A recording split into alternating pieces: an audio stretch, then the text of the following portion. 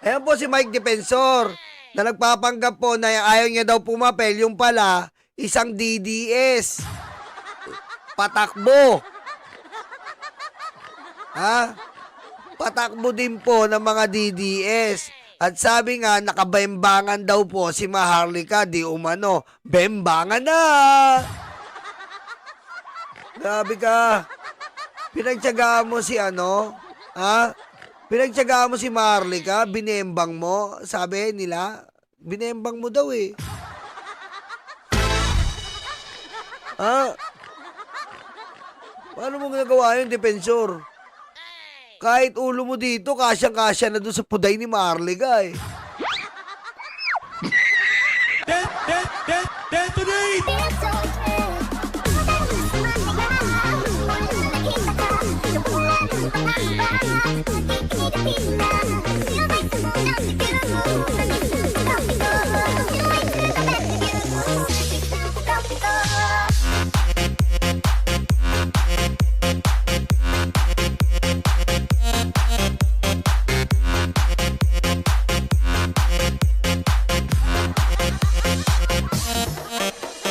Ay ano? Oh, teko, ano ba to? Sa mga mapanood to, Viva Max? Viva Max yata mapanood to eh. Viva Max ba to, Defensor? Ang galing mo din magpanggap eh, no? Ang galing mo rin magpanggap. Una pa lang detected ka na namin. Best friend ka ni Marcoleta. Ha? Meron pa kayong drama eh. Meron pa kayong drama. May drama pa kayo na kesyo. Tinawagan mo si Marcoleta at tinawagan ka ni Gutesa. Hello? Ito pa si Defensor? O, paano napunta yung number mo kay Gutesa? Hinga. Paano napunta yung number mo kay Gutesa? At sa lahat ng tatawagin, bakit ikaw Defensor, hindi senador? Oh, bakit nagano ka pa? Ba't umepal ka pa? Kasi nga, kasama ka. Ha? Kasama ka sa plano. Ito na naman ay plano nyo. Oh, ngayon, ang plano nyo, guluhin nyo ang Blue Ribbon. Oh. Guluhin nyo ang Blue Ribbon kasi nga, hindi makaporma si Marcoleta dahil naalis sa kanya ang pagiging chairman ng Blue Ribbon Committee. Oh. Ikaw, bilang best friend mo si Marcoleta para kayong Batman and Robin, riding in tandem, umepal ka na naman. Ngayon, bistado ka. Kita mo naman ngayon. Sino mga kasama mo? Kita mo si Kibuloy. Whenever I see boys and girls selling out up in the street, I remember the name KOJC. There are the people selling many out up to the different drive-thru. Truly, oh my God. And then there's Kibuloy who molested the minor so that they can enter the heaven up above. Let's sing Merry Christmas in the name KOJC. It's have a leader is Kibuloy. They raping minor to enter the heaven. I believe that OTAP is truly in their hearts.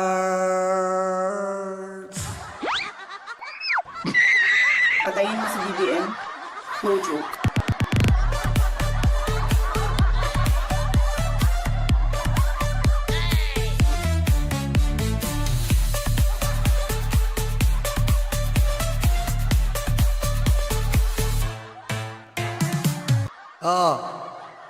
Di ba? Ito mga kasama mo. Sabi nga ng ating mga forefather, tell me who your friends are and the sun is the center of the universe. Yan ang kasabihan ng ating mga forefather. Diba?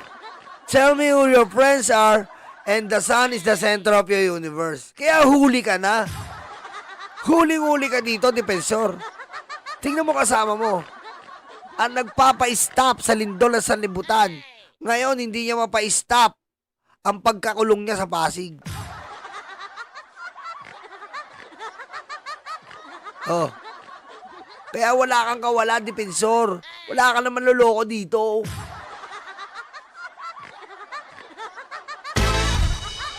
Oh. Kamusta? Ano daw lasa ni Marlica? Anong lasa ni Marlica? Mabaho pa yan. Ha?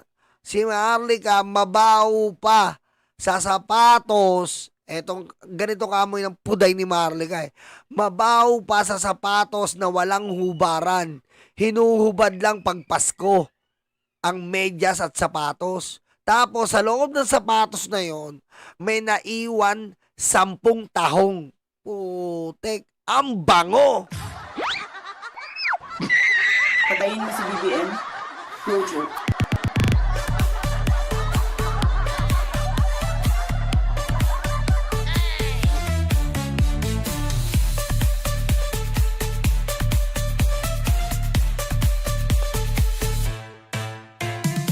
Diba? Yung puday ni Marlica kasi, yan tinatawag na may mga algae na. May mga algae na. Diba? May mga algae na yung puday ni Marlica. At sa puday niya, nabubuo ang photosynthesis. Ganun yan. Diba? Kasi, you know, as I've told you, I study and perfect the biology. And in biology, in the photosynthesis, we need a bacteria. So in the puday of Marlica, plenty of bacteria. So the photosynthesis really occur in the puday of Marlica. Okay? Yan, natuto na naman kayo, ha? Ha? Doon po. Doon po nakikita yung mga algae, microorganism, and the process of photosynthesis to the bacteria.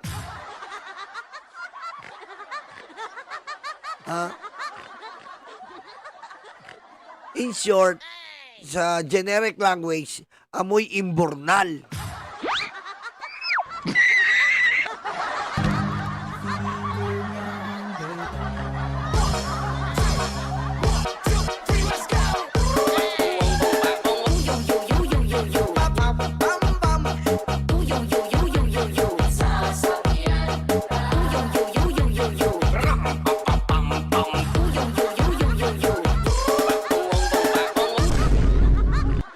May tanong si Mama Lalaine, hindi ba alagang lactacid? Wala, Mama Lalaine. Nalasing yung lactacid. Nung minsan tinuluan niya ng lactacid, nalasing yung lactacid tsaka PH Care. Nalasing! Ganun kalupit. Utik. Tinuluan niya eh, kasi wala na siyang magawa, wala na eh. Wala na yung hanapan niya ng solusyon para masurvive. Putik, nung tinuluan niya, nalasing yung lactacid. Siyempre, ganun kabaho, men. Ganun kabaho. Diba? Ganun kabaho. At siyempre, hindi po natin makakalimutan ang nabuong script. Ito po ha. Napakaganda naman ang script nito ni Mike Depensor. Paparinig ko lang po ang script na binigay sa kanya ni Sarah. Pakinggan nyo po ha. Pakinggan nyo maigi ang script niya ha. Pakinggan nyo. Have you seen the house of Speaker Martin? Have you seen the house of Speaker Martin? No, I didn't see. Have you seen the house of Speaker Martin? Have you been there? No. Okay. It's a 3,000 hectare property. Kita mo? Doon pa lang tangan eh. Ang Forbes Park po, 250 hectares lang. Sa sobrang ganda ng script at ganda ng presyong pinatong sa ulo ni Defensor, putik, inexaggerated, 3,000 hectares, putik. Ang lupit! Ang galing mo, Defensor! Yan ang napapala mo. Nalasing ka sa puday ni Marlica. Nakakalasing yung puday ni Maharlika eh. Nakakalising. Yung masangsang na amoy na yon, talagang magkakaroon ka you will be blown away.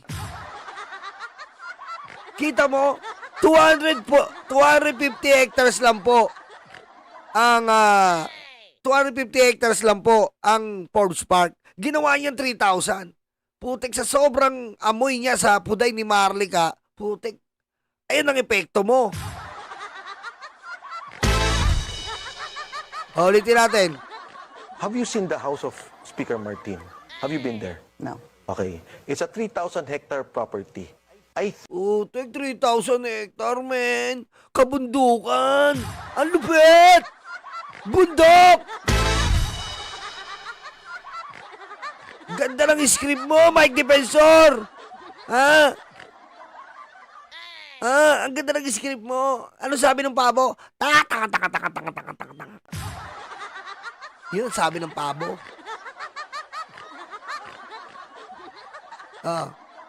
Ano sabi ng pabo? Taka. Eh, anong sabi ng baka? Oo nga.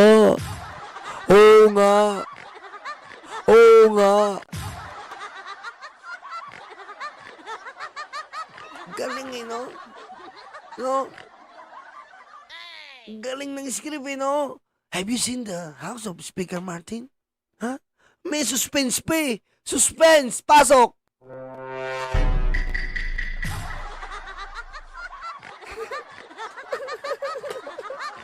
May pa-suspense ka pa, ngayop ka. Have you seen the house of Speaker Martin? Bengador. Pa-suspense ka ba, ngayop ka? Ha? Paano nangyari yun? Ha? Paano nangyari yun? Marereklamo ka patuloy ng Forbes Park.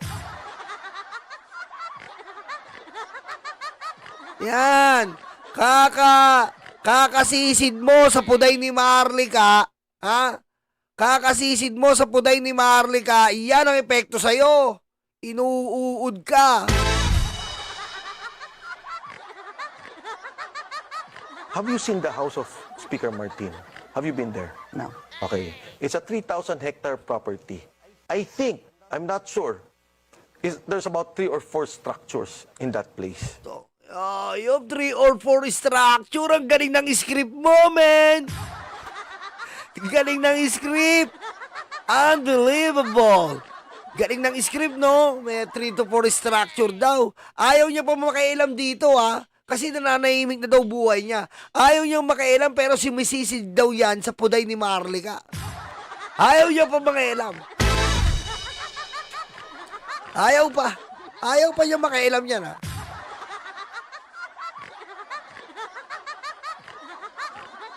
And then, several days ago, may tumawag na kaibigan sa media. Oh. Sabi niya, sir, totoo bang inambush si Gutesa? So, ako naman nabigla, tinawagan ko. Sabi ko, ano to? Sabi Sino niya, pong tinawagan niyo? Si Gutesa? yung media. Sabi ko, saan ang galing to? Then he mentioned a governor's name. Galing kay governor ganito po.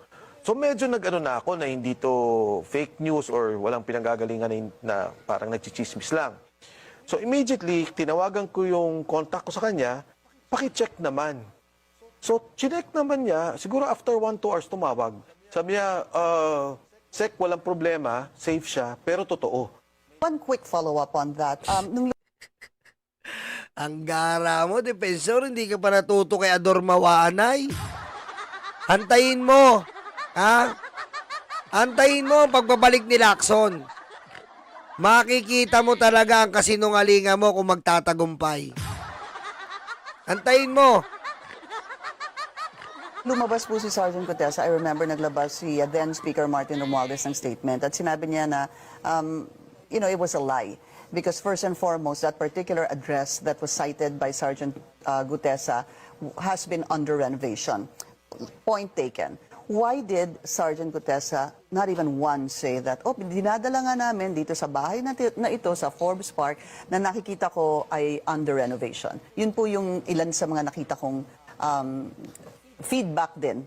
Something that probably would have been very Okay, easy to describe. I want to be fair to Speaker Martin, di ba? He will have his time in court. He will have his time to defend himself. Paano niya didepensahan? Ginawa mo, yung 250, ginawa mo 3,000. Engot ka, depensor. Anong didepensa niya dan? Irereklamo ka pa ngayon, Nino. Irereklamo ka ngayon, depensor ng Forbes Park. Kasi matataasan pa yung tax nila eh. Yung property tax. Depensor sa ginagawa mo. Marereklamo patuloy yung Forbes Park ng munisipyo. Kasi nga, yung property tax nila, matataasan pa. Ginawa mo 3,000 eh. Ang galing mo.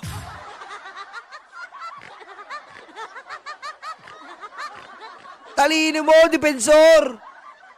Yan ang nagagawa ng kakadikit mo sa puday ni Marlica na kulay green. Yan. Yan ang napapala mo.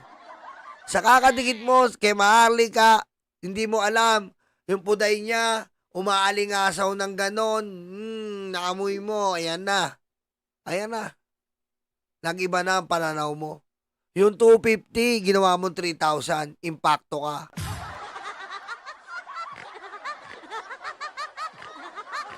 Diba? Tapos, bukod pa doon, yung tinatago daw ng Marines, hindi naman pala. Ang daming kasinungalingan. Umaapaw. Have you seen the house of Speaker Martin? Have you been there? No. Okay. Oh, ba't inulit It's to? a 3,000 hectare property. I think, I'm not sure. Ayan po sa Google, oh. Ulitin natin. Ayan po, Forbes Park. Total area of 2.5 square kilometers or which is equivalent to 250 hectares. Malinaw po. Key details about the area. It is currently Makati largest barangay. 250 hectares lang. Anak ng buteti talaga. Oo. Depensor. Ano na naman yan? Ano bang pinagagawa mo sa buhay mo, Depensor? Abangan mo ngayon. Ang alin? Abangan mo ngayon. Ang pagbabalik ni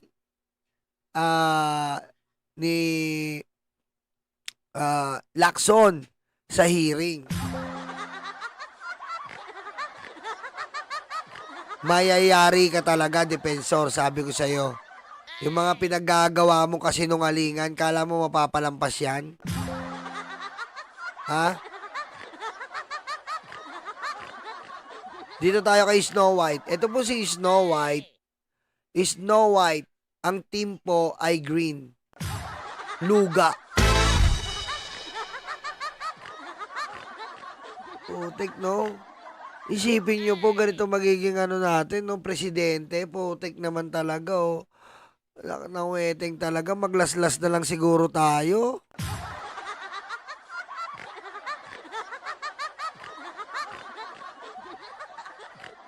Snow White, luga brand to eh.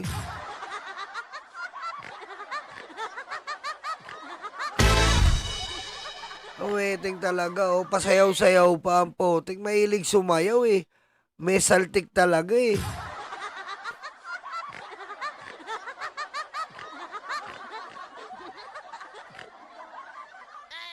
May saltik talaga to si Sara eh.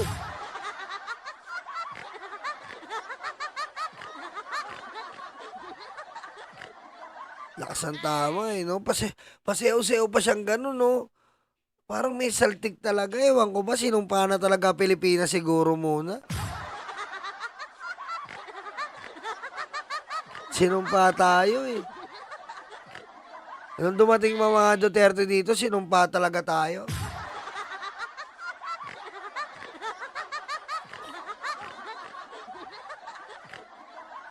Pag itong malversation funds, umabot ng halaga na maaaring no-bail, baka maglabasan na naman ang mga neck brace, wheelchair, kailangan na naman ng hospital arrest.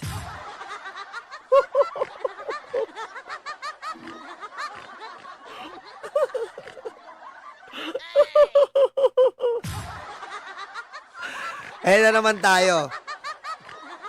Pag may nakakasuhan na naman dito, si Jinggoy, hihingi na naman ng house arrest yan. Ay, hindi. Si Jinggoy, hindi po hihingi ng house arrest yan. Gustong-gusto niya sa Bilibid, maraming pogi. Pogi. Sige na. Pogi. Pogi, tubuhin mo na ako, Pogi. Tubuhin mo ko. Diba? Hindi pala papayag si Jinggoy ng asar. Gusto niya, tinutubo yan. Tubuhin mo ko.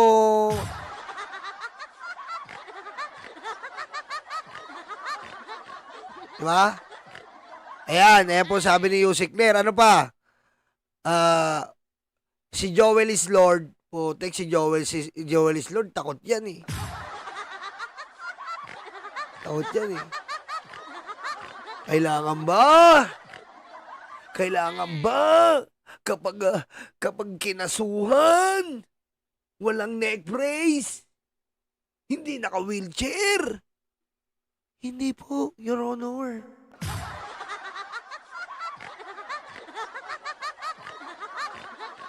Hindi po, Your Honor. Kaluluwa ng bayan to!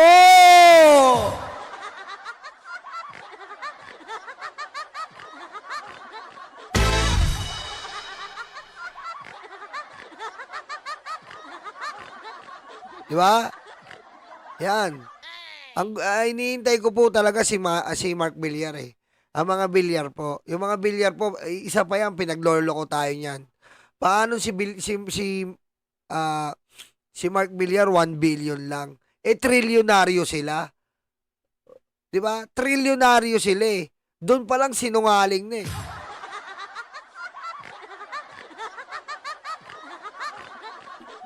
Yan ang mahirap. Akala po nila, basta lang maglalabas ka ng salin. Hindi nila alam, patibong to. Patibong lang to ni BBM sa inyo. Patibong lang to ng ombudsman sa inyo, mga senador.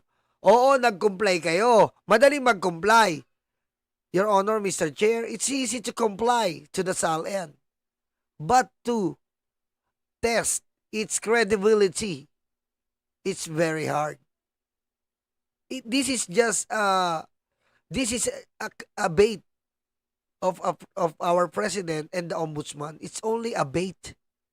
Okay? Ombudsman just need to show that you certify that that is your properties. But don't be shocked. Okay? But don't be shocked if the ombudsman check the different SALN that you input and submitted to him. Remember, it is not just for a show, it is for the accountability, transparency in our government. And if the ombudsman wants to really investigate the credibility of your SALN, the ombudsman have the time in his life to investigate your SALN. Mother, father. Patayin mo si BBM, no joke.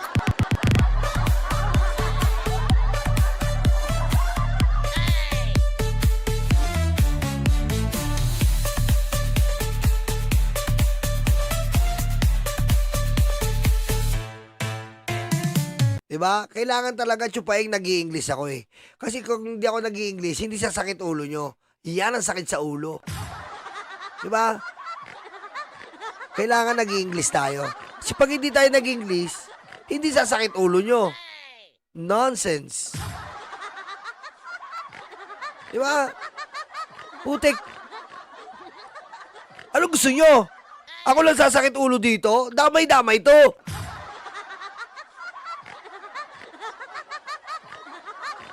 Diba?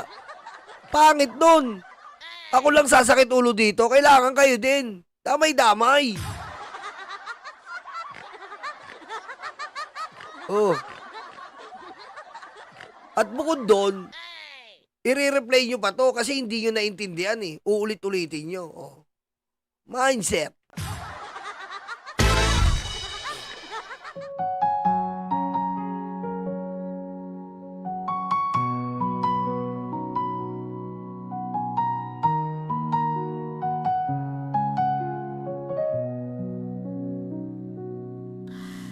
Ilan oras sa trabaho, kapiraso ang sweldo. Habang sila nag-aantay ng porsyento, kami ang nakukuba, hirap at nagdurusa. Iluluhon nyo lang pala aming mga pera.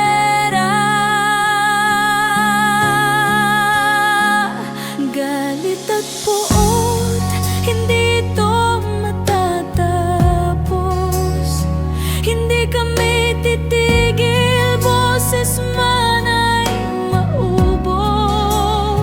Kinamkamyo lahat ang aming pinaghirapan.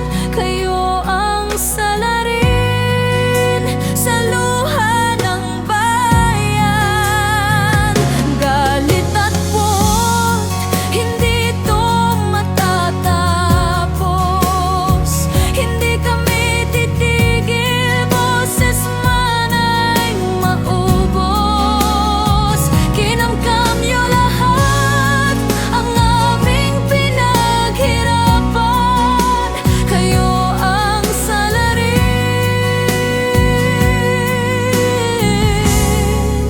sa luha ng bayan.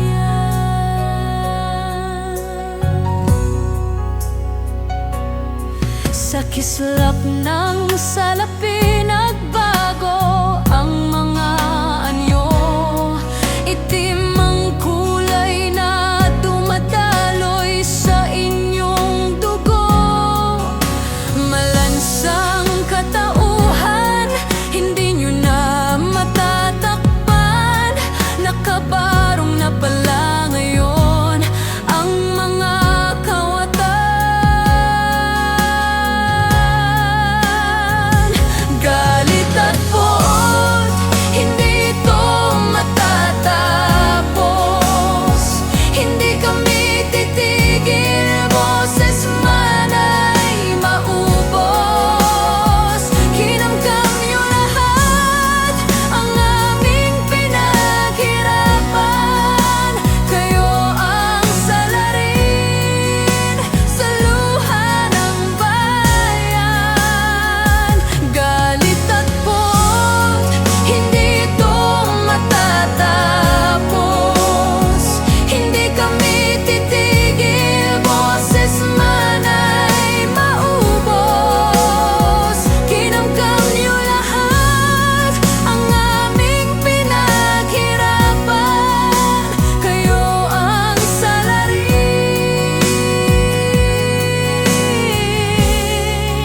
sa luha ng bayan.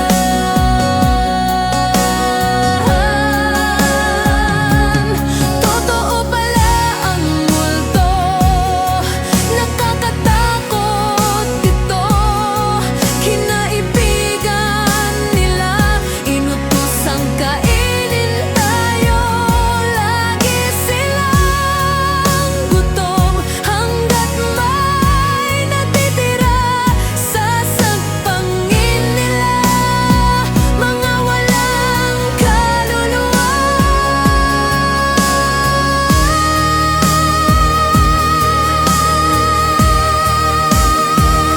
Galit at puot, hindi ito matatapos. Hindi kami titigil, boses man ay maubos. Kinamkamyo lahat ang aming pinaghirapan. Kayo ang salarin sa luha ng bayan. Galit at puot, hindi ito matatapos.